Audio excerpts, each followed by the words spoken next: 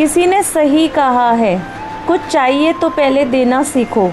प्रकृति का तो नियम है लौटाना, कई गुना करके लौटाना, पर उसके लिए पहले देना होगा। एक अनाथ लड़का था, पूरा बचपन उसका तकलीफ़ में निकला। छोटा मोटा काम करके गुजर बसर करता था। बड़ा हुआ तो एक सेठ के यहाँ दुकान में काम मिल गया। बहुत सोचता था कि चलो इतना तो कमा लेता हूँ कि पेट भर जाए, पर इससे आगे क्या।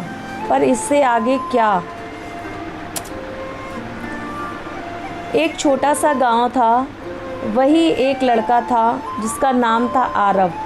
उसका बचपन बहुत ही कठिनाइयों में बीता। पिता नहीं थे, माँ दूसरों के घरों में झाड़ू पोछा करती।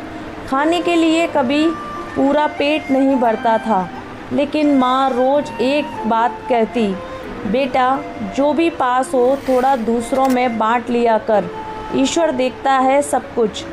आरव को कभी कभी लगता था जब खुद ही भूखे हैं तो किसी और को क्या देंगे, पर माँ हर रात उसे आधी रोटी में से एक टुकड़ा निकाल कर कहती, ये किसी भूखे के लिए रख देना। वो टुकड़ा कभी किसी बूढ़े को जाता, कभी किसी कुत्ते को। समय बीतता गया, माँ बीमार पड़ गई, पैसे नहीं थे इलाज के लिए। आरव अब 20 साल का हो चुका था, दिन रात मजदूरी करता, लेकिन माँ की हालत बिगड़ती गई। एक दिन माँ ने उसका हाथ पकड़ा और कहा, बेटा मैं शायद ज़्यादा दिन ना रहूं, पर याद रखना जो तूने बचपन में दूसरों को दिया है वो लौट के आएगा। अगले दिन माँ चली गई। आरव पूरी तरह टूट चुका था। अब उसके पास कोई नहीं था।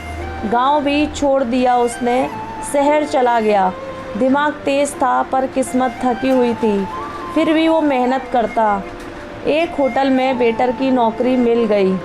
एक रात होटल में एक बड़ी गाड़ी आई। एक बुज़ुर्ग आदमी उतरा, कपड़ों से अमीर पर आँखों से थका हुआ। वो कुछ चुप सा बैठा था, खाना भी पूरा नहीं खाया। आरव ने धीरे से पूछा, कुछ परेशानी है सर? बूढ़े आदमी ने उसकी आँखों में देखा और कहा, बेटा इतनी दौलत है पर अपना कहने वाला कोई नहीं है। बेटा था पर अब नहीं रहा। आरव कुछ नहीं बोला, बस बैठ गया उनके पास। दोनों चुप थे, पर एक रिश्ता बन चुका था। उस बुजुर्ग ने कुछ दिनों बाद आरव से कहा, अगर तुम चाहो तो मेरे साथ रह सकते हो, बेटे की तरह। आरव हैरान था, ये सब अचानक कैसे? बूढ़े ने मुस्कुराकर कहा,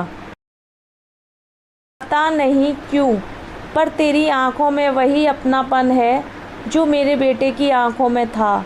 आज आरव एक सफल बिजनेसमैन है। उसके पास सब कुछ है, सम्मान, पैसा और एक पिता का सहारा। वो कहता है, जो